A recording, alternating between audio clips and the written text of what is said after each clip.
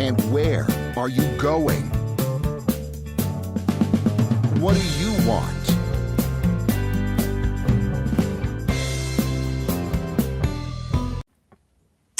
Hello and welcome to Business Lessons from the Military.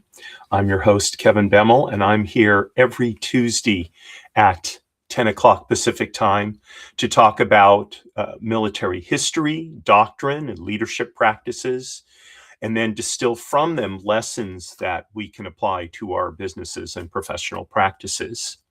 So today I'm starting a 24 episode series, and it's going to pull from doctrine kind of across the military spectrum. And we're going to deal with a range of topics, starting with strategy. So the idea behind this is, when I first started the show, I did a whole series based on Marine Corps warfighting doctrine. What I'm doing here is really looking at how the military in total looks at strategy, operations, and execution here in the contemporary world, where a lot of operations, probably most operations in one way or another, are joint operations, meaning they involve more than one branch of the military. Indeed, it was really that was something that started in World War II, when, for example, there were amphibious landings done on islands in the Pacific theater of the war, and the Navy would deliver Marines and Army units who would then land on the beaches and pursue the land-based goals. And while the Air Force was not the Army Air Force, what became known as the Air Force, wasn't a big factor in the Pacific theater, in the European theater, of course, it was. Now, at the time, the Air Force was known as the Army Air Forces. It was part of the Army.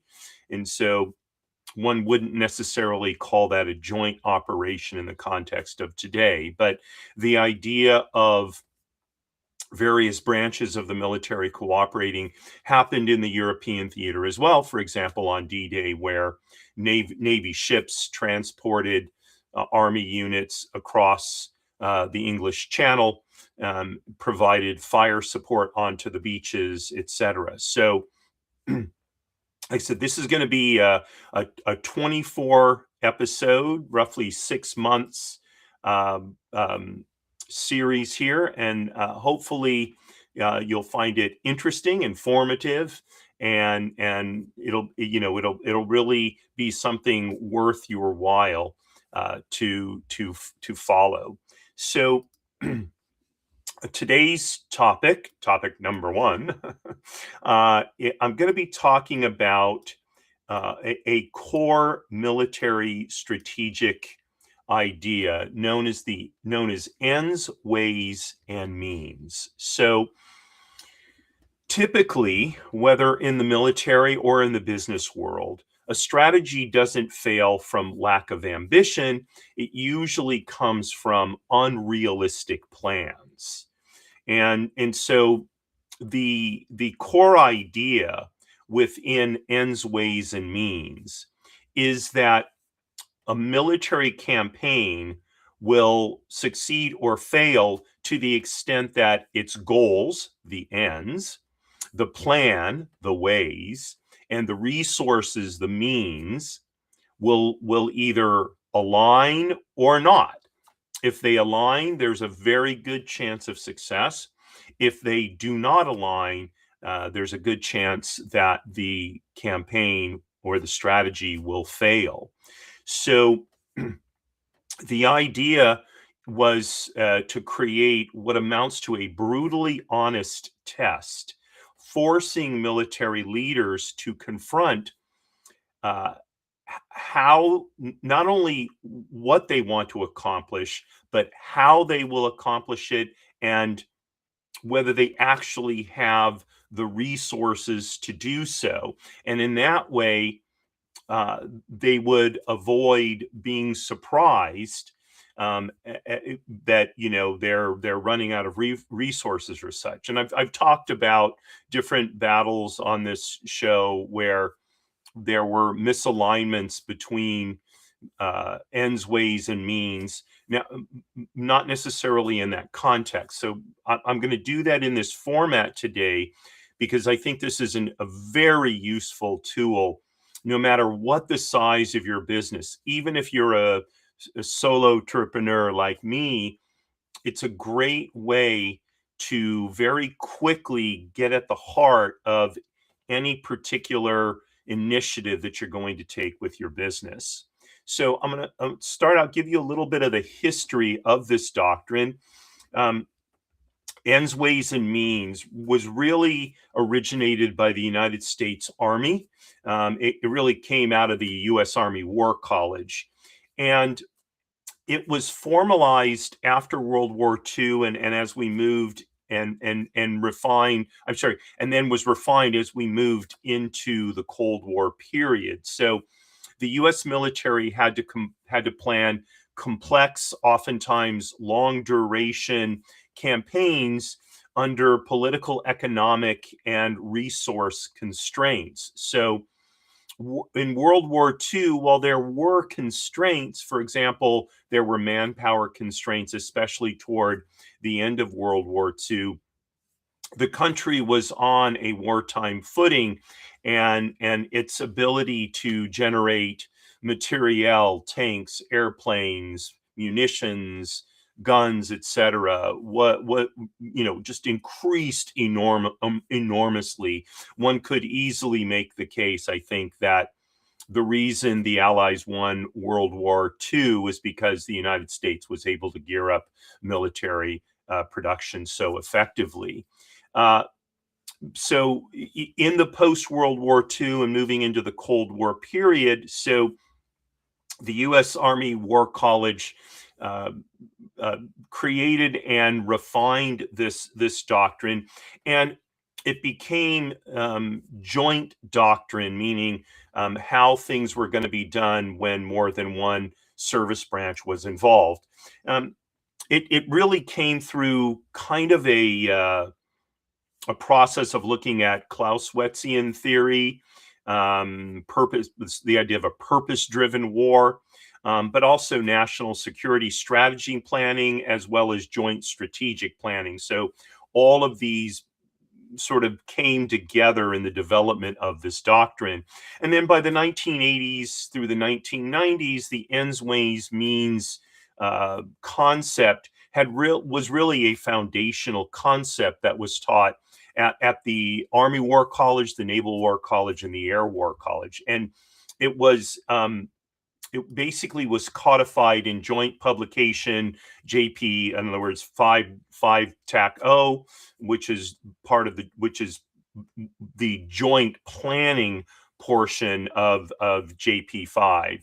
So it really now is part of the strategic language that military planners use, and one can imagine. So, for example, in the wasn't really a campaign; it was the incident, I guess, of bombing, for example, the Fordow nuclear facility in Iran.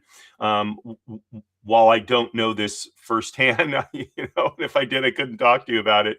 I imagine ends, ways, and means was used to develop how the United States would deal with Iran's escalating nuclear ambitions, right?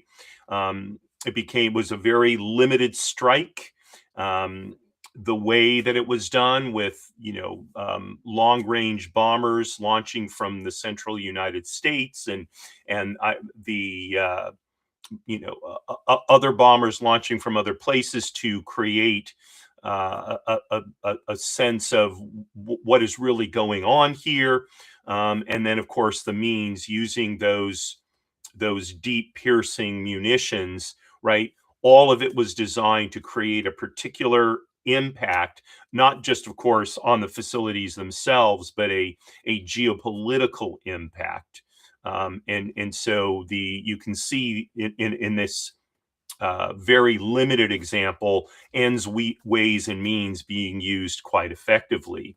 So, why was it necessary to create this doctrine post World War II? Well, part of it was because it seemed like there was this sort of recurring failure mode. So political leaders would set ambitious ends. Military planners would develop these elegant ways, but resources and public support, which were the means, were insufficient or eroded over time.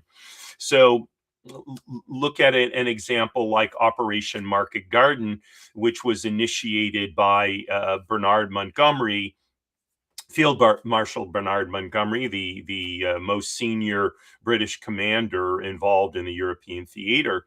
So the idea was to send forces down this sort of fairly narrow path through the Netherlands to get to Nijmegen, and then from there kind of break through and get into Germany. And the ends were very ambitious. The idea was to be able to break through and end the war by the end of 1944 at the latest. The plan was quite elegant, but the means were just not there.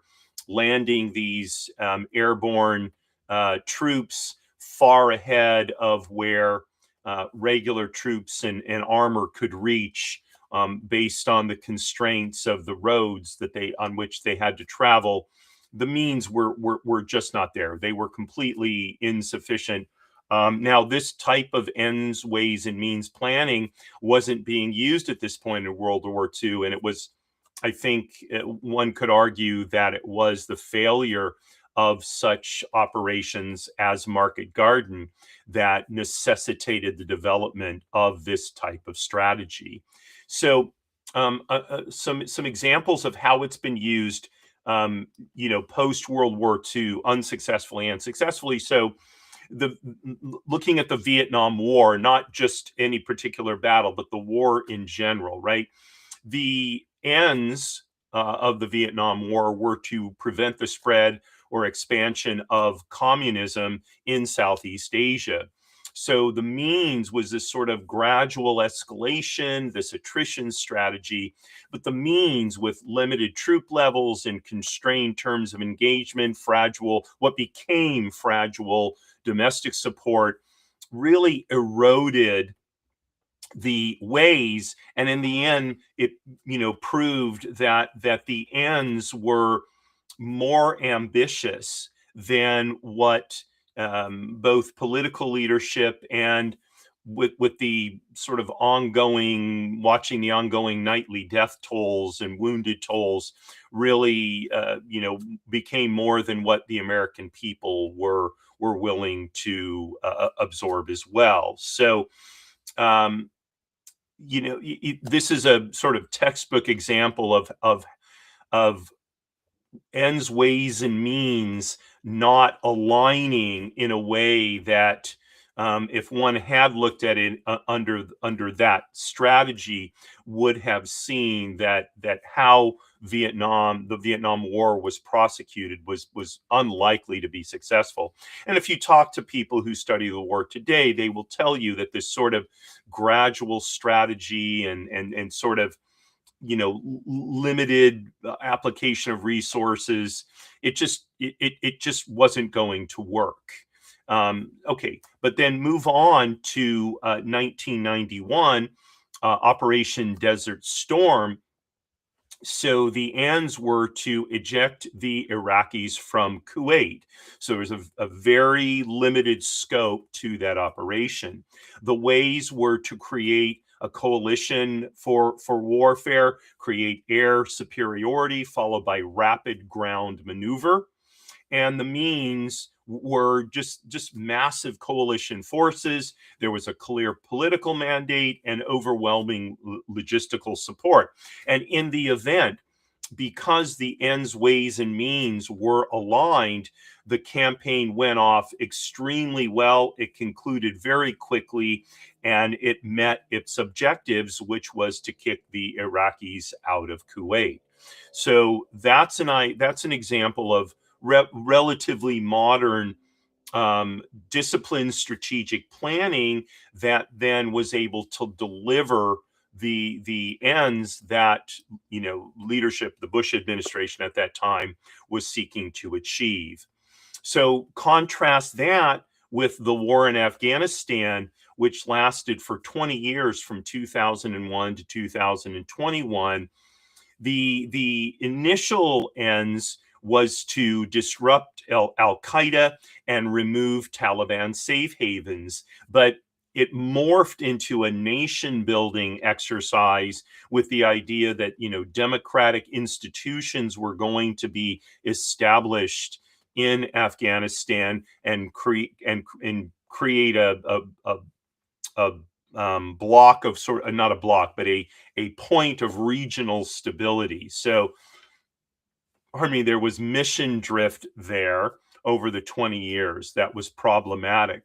The ways, which was basically counterterrorism, counterinsurgency, leading into state building. The ways had to keep increasing in order to keep up with the ends as they changed. But the means, when this is where it became problematic, were always under-resourced for the ends and ways, because there was inconsistent force levels, there was shifting political wills, there was unclear authority, and in the end, there was this rather ignominious withdrawal.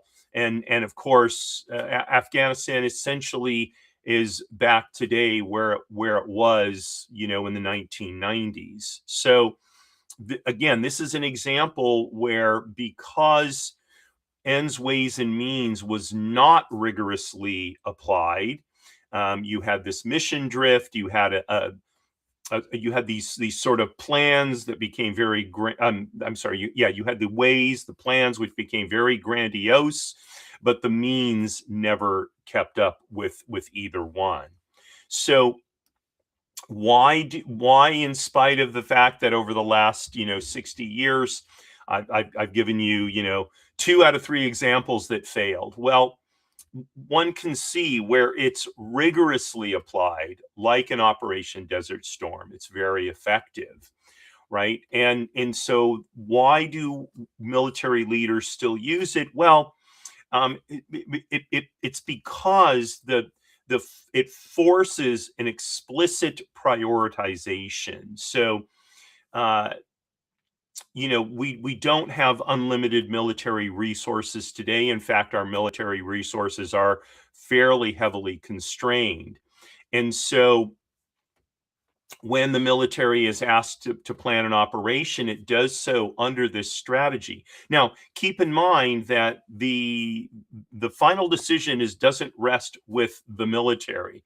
So it's civilian political leadership that gives the final decision about whether to embark on any particular war, campaign, etc. And so the ends, ways, and means on the military side could be planned very well, but because of how civilian leadership wants to pursue a particular strategy, that may negate the quality planning that was done under ends, ways, and means. And so the military may say, look, we don't have enough forces to achieve the ends that you want to achieve. So we need you, civilian leadership, to prioritize the ends so that we can give you an idea of what is likely to be gained, what may be gained, and what is unlikely to be gained, right? So the military continues to use the strategy to advise civilian leadership, but of course, civilian leadership doesn't necessarily have to take that advice. So another reason that military leadership continues to use it is it helps surface risks and assumptions that are embedded in the strategic planning so that they can be dealt with before an operation starts.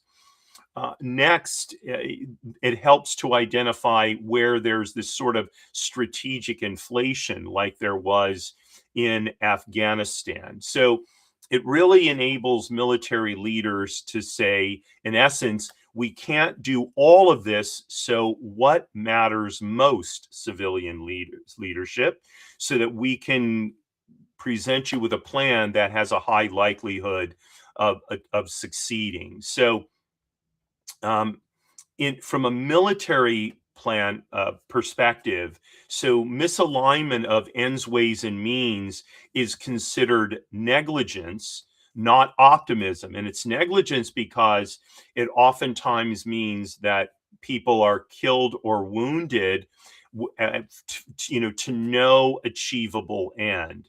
And that's a very high price to pay, as opposed to in the business world where if our ends, ways, and means are not aligned, rarely does that end up in the deaths of people.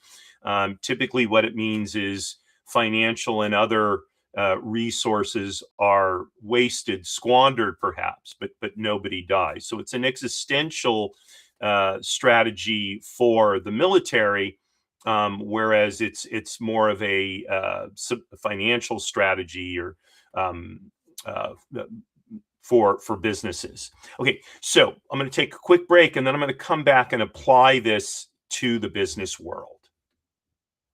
Oh, well, actually, I'm not. That's right. We don't have a sponsor today. Okay, so I have 5 ways that ends, ways, and means can be translated into the business world. So, number 1, stress test growth targets before you announce them. Okay, so companies you hear these announcements pretty regularly. We're going to grow revenue by X%. We're going to grow market share by X%. So, okay, that's all good and well. But are those targets grounded in reality, or are they just storytelling for the sake of investors and shareholders and such? Okay, is this being done to try and inspire the team, but in the end it'll end up demoralizing them because the whole thing is not based in reality. Okay, and so then once you've identified an ends, so what are the ways? What are your plans for getting it? And are those plans assuming perfect execution, ideal hiring, zero friction, right? So dig into the plans. Where can the plans go wrong? What could sideline progress toward the ends, toward the goals, right? That's the point of looking at the ways, is looking for the holes in your plans. Okay, and then finally, the means. Do you actually have the resources to enact the plans, to enact the ways that you have created? Do you have the personnel? Do you have the cash on hand? Does leadership have the bandwidth to sustain this push? And those are just the general categories of leadership, right? And we see this all the time. Again, I just a few weeks ago I did a show about how overambitious expansion plans really did in Krispy Kremes, and I think it's largely because the Krispy Kreme didn't do this kind of ends, ways, and means strategizing ahead of the game, and so they ended up expanding way too fast. They didn't have the resources in terms of the ability to supply equipment. They didn't have the leadership bandwidth. They didn't have the ability to train new store owners in the systems. And so the whole thing fell apart. And it turned out that their ends were not grounded in reality. Okay, so if growth requires heroics, okay, it's not a strategy, it's just a gamble.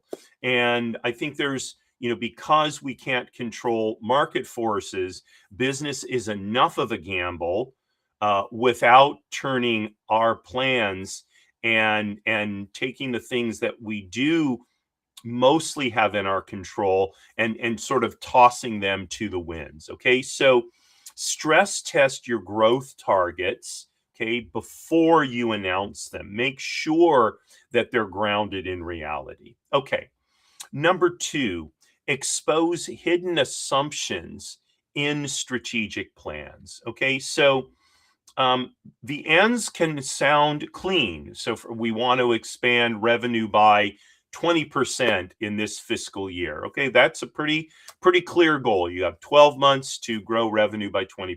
Okay, but there are many things embedded in that, or many assumptions embedded in that. Okay, now and those assumptions need to be examined. So if we're planning on increasing revenue by 20%, are we planning on increasing it 10% every 6 months, 2.5% every 4 months? I'm sorry, every 3 months? Or are we essentially planning on increasing revenue by 1.66%, or yeah, 121.8? I'm sorry, yeah, 1.66% per month over the next 12 months? Or are we planning we're going to gear up the first 3 months, so we're not going to really see much revenue increasing for the first 3 months, but after that, it's going to increase pretty steadily at about 2% a month to meet our goal over the next 9 months? What are the assumptions that are embedded in the ends that we need to uh, that we need to examine as we put together the ways, as we put together our plans? Is there an embedded assumption that our technology will run smoothly and it is robust enough to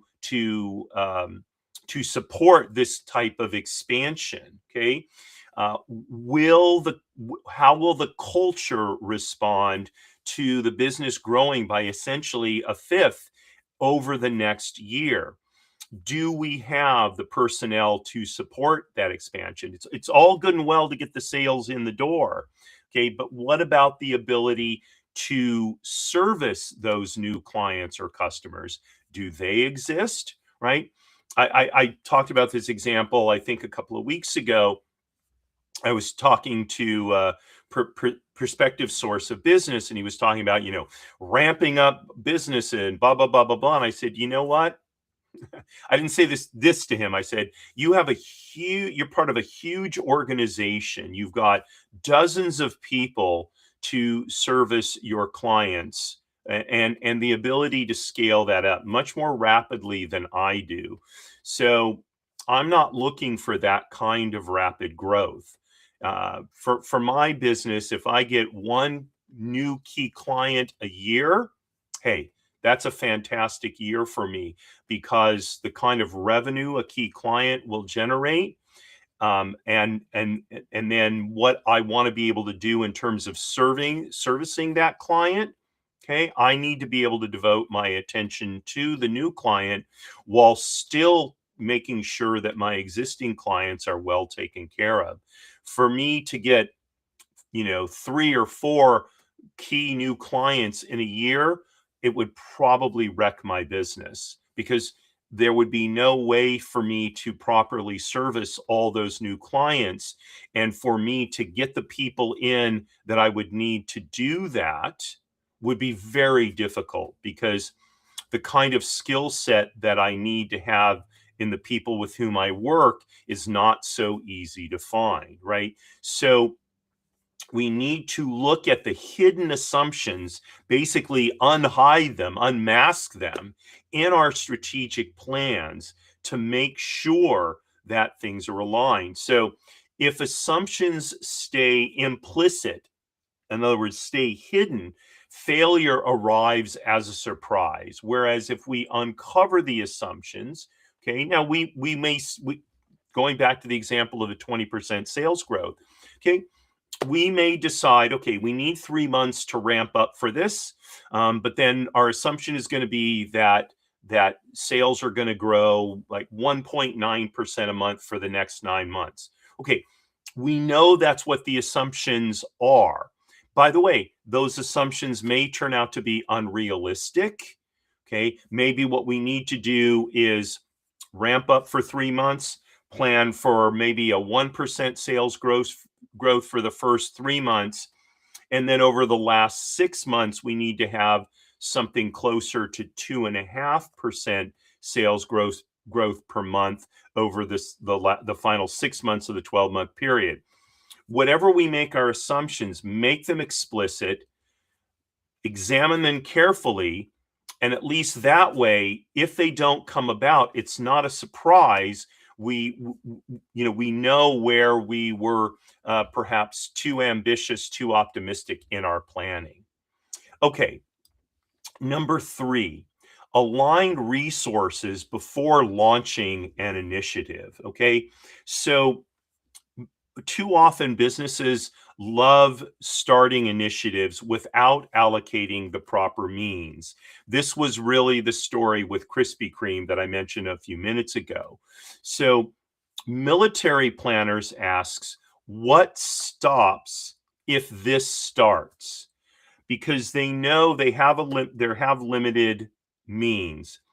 They're not going to be able to grow personnel rapidly. Okay. In fact, even now with the change of administration and military recruiting going much better than it did in the years before, it's still hard to find enough people to recruit into the United States military. In fact, because of various issues like drug use, obesity, and involvement in the criminal justice system, the United States today, with probably double or maybe 2.5 times the population that it had during World War II, probably could not field a force as large as the force that it fielded during World War II. Okay, so there are very real constraints on means from a military standpoint. Okay, and so if the United States military is going to launch a new campaign, okay, that may mean that it has to draw resources from somewhere else, meaning that campaign is going to stop or stall in order to pursue this new one. Now, in general, the same is true for businesses. Most businesses do not have unlimited resources. Even today, when we look at the Mag 7 technology companies and their expenditures on capital improvements, on things like artificial intelligence and et cetera, it seems they're spending hundreds of billions of dollars, and it seems like the means are endless. That is not the case. So once we start looking below the surface, we see there are real limitations to the capex that these companies can spend.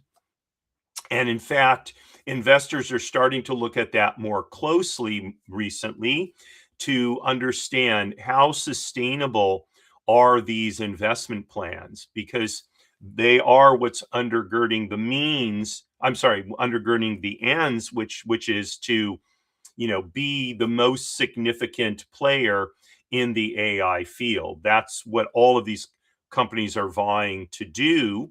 Okay, and they have their plans for doing so, but are the means to execute those plans actually there? Okay, so in looking at this now from a more of a business perspective, so we don't talk in terms of campaigns, we tend to talk more in terms of projects. So if we are going to allocate resources to a new project, which other projects are going to get deprioritized, right? There's probably going to have to be a trade-off there, unless the business can significantly increase its means. Okay. Who and in line with that, who is no longer available, right? If this particular individual is heading up this project, but now is going to be diverted to the new project, what's going to happen with that old project? Who is available to take over that old project, or that current project, maybe is a better way of describing it, while this particular person is being taken to, or is being diverted to take on the new one. Okay. So what kind of authority shifts are required in order to make sure that, I've been using leadership in this example, to make sure that leadership is available to support all of these different projects, all of these different initiatives. So strategizing without looking at reallocation of resources is really just wishful thinking, because no initiative can succeed without the resources necessary to support it and give it a chance at that success. Okay, number 4, the military uses mismatch as an early warning system, right? So if there are, and business can do the same thing. So if there are big ends, a big goal, right? But there's modest means. So you've got a recipe, an early warning sign for overextension, right? Uh, um, your resources are going to be too thin across all the various projects and initiatives to be successful, right? Again, that's the Krispy Kreme example. Okay. If you have strong means, meaning robust resources, and vague ends, you're not really sure what it is you want to accomplish. So now you've got wasted effort. And wasted effort can be just as likely to undermine a business as overextension, because with wasted effort comes oftentimes a sense on the part of the people who work for the business that they're not accomplishing anything. It demoralizes them, and when people are demoralized, they're even less productive. They're less focused on achieving the ends of whatever project it is to which they've been assigned. So it's terrific to have strong means, but one needs to have precise, well-defined ends. Otherwise, the effort is wasted. And you can have clever ways and unclear ends, and now you've got all this activity, but there's no impact. So you can have a really clever marketing campaign, but if it's not clear what that campaign is looking to achieve, then what are you going to do, right? I mean, okay, it's really cool, but nothing in the end. No impact is made because the ends were not were not well enough defined, right? So these kinds of mismatches, and how do you identify the mismatches? It's by making sure each of the ends, ways, and means is examined closely. You dig below the surface to see what assumptions are inherent in each one of them, and then you make a very honest assessment as to whether they're aligned.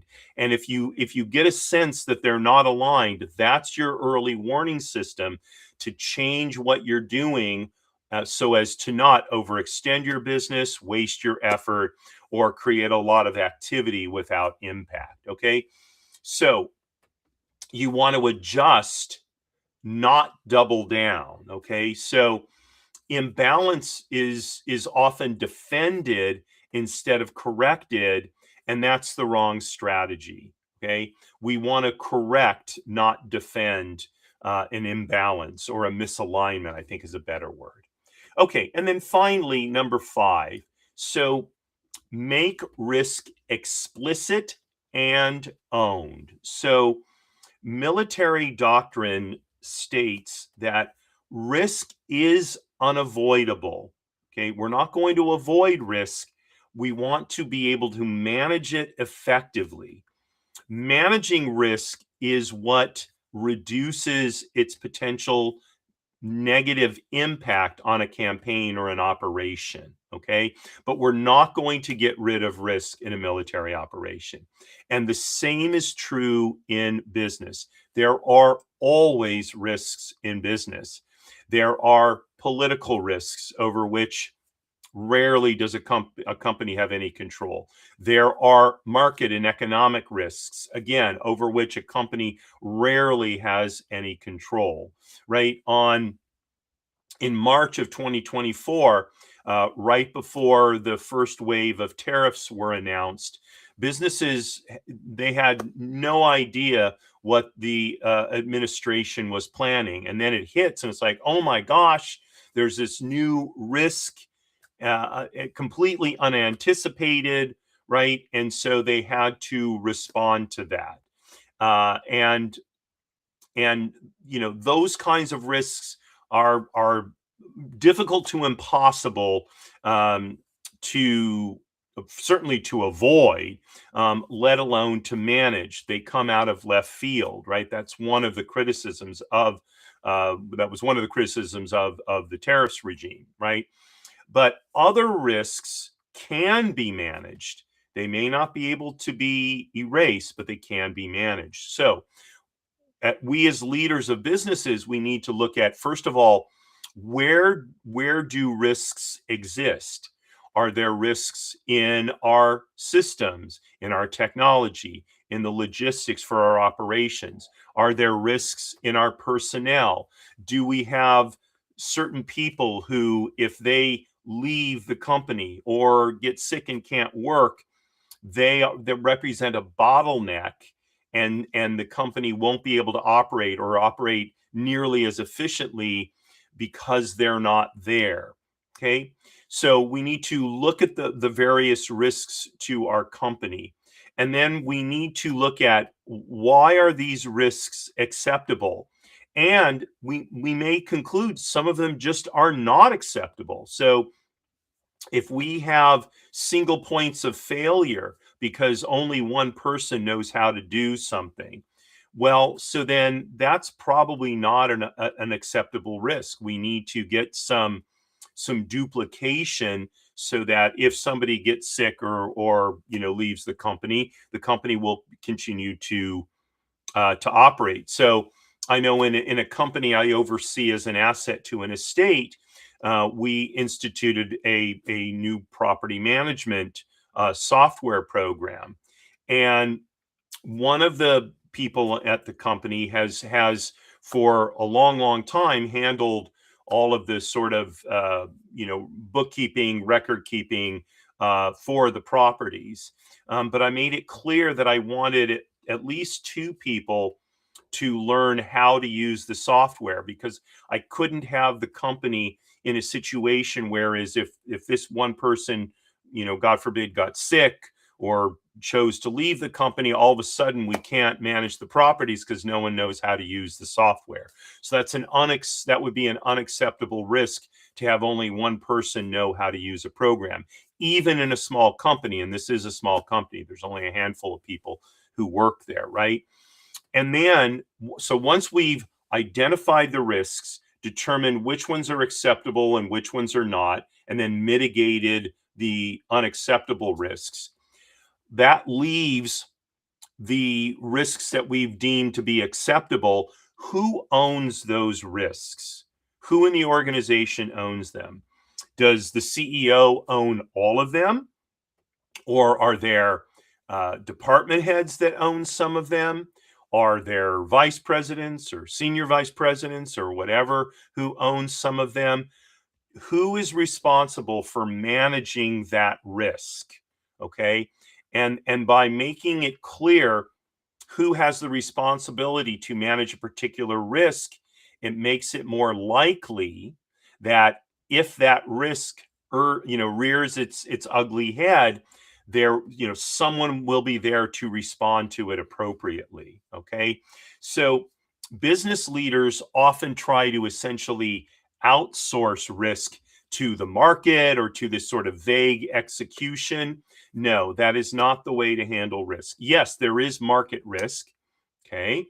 And you know, there should be someone who is going to be responsible to respond to market risks, even though they're essentially, in many cases, they cannot be anticipated. Okay. But that's probably the job of the CEO or whoever is leading the company.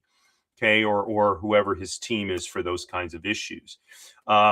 Market risk is always an acceptable risk, primarily because it can't be mitigated, it can't be avoided, it's always there.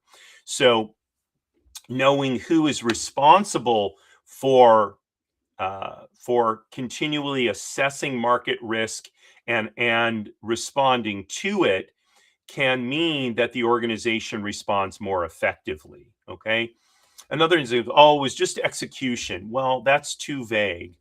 Who within the team that was executing this project had the responsibility for dealing with that particular type of risk that ended up undoing the initiative, right? It needs to get down to that level of granularity. By the way, this is not an exercise in finger pointing. That's not the point of it. And you rarely see that within the military itself. You see it outside, by people pointing at this or that. That within the military structure, rarely, unless there's been some kind of extreme dereliction of duty, you don't see that kind of finger pointing. The idea of knowing who owns a risk is to be able to evaluate the person's performance with an eye toward improving it and toward developing lessons learned that can be studied by other people so they can better deal with the particular type of risk. And we should implement a similar kind of plan in our businesses as well. Finger pointing is not the issue. I emphasize this with all the people with whom I work. The best scenario for me is when somebody makes a mistake and they self-identify, and they self-identify quickly. Okay.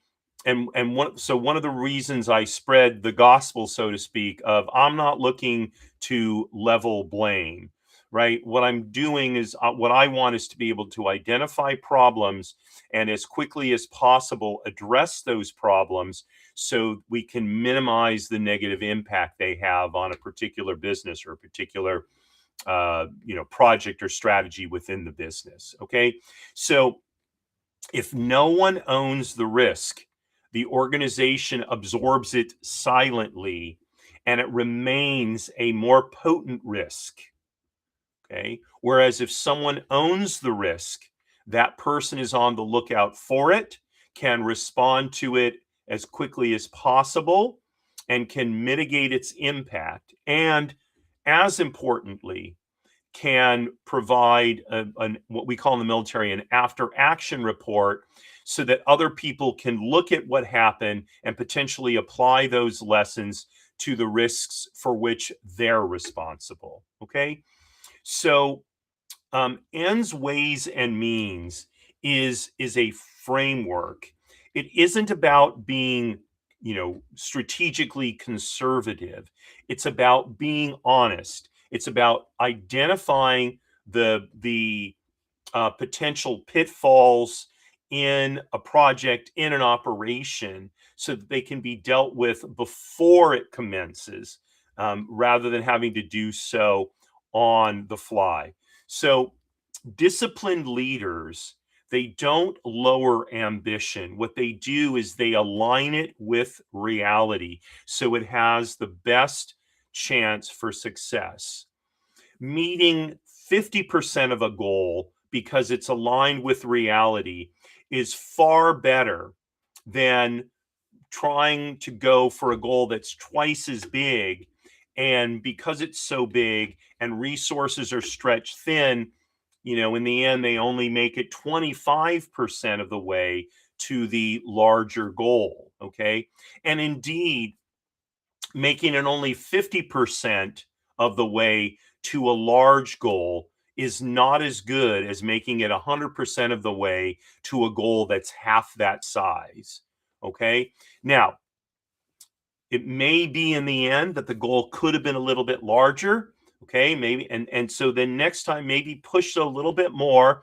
You only reach 90%, okay, but you got farther than you would have if you'd set a less ambitious goal. Okay, those are all judgment calls. They're all part of how one executes using the ends, ways, and means strategy. But it should be looked at as a process of aligning to reality. Okay, so I thank you very much for joining me today. Hope you found this first episode, first of 24 episode, enlightening and enjoyable.